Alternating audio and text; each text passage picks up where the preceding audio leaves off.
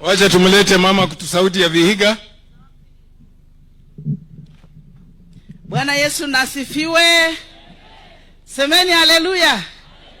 Mlembe. Musangalile. Mwami izominywe. Your Excellency, Speaker and all protocol observed. Bandu wa Mlembe. Bandu wa mkoa wa Magharibi. Injili imetembea.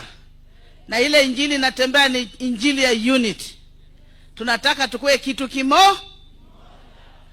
Yule anataka kuweka mgawanyiko mkoa wetu na Kenya kwa jumla. Sisi kama Wakristo tunasema afanye nini?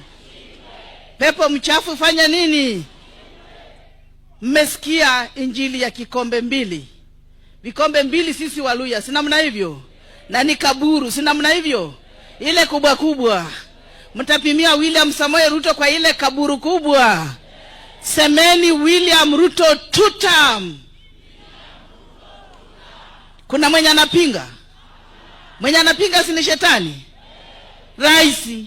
Hawa watu sisi tunataka tutembee tu kila constituency and if possible kila ward.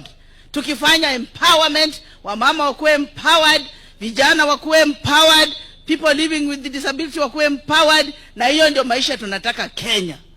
Si tunataka amani? Mtu anyonyeshe mwenye hataki amani nione. Si wote tunataka amani? Nione Wakristo wenye wanasema Ruto 2 term bila kupingwa. Asanteni na Mungu awabariki.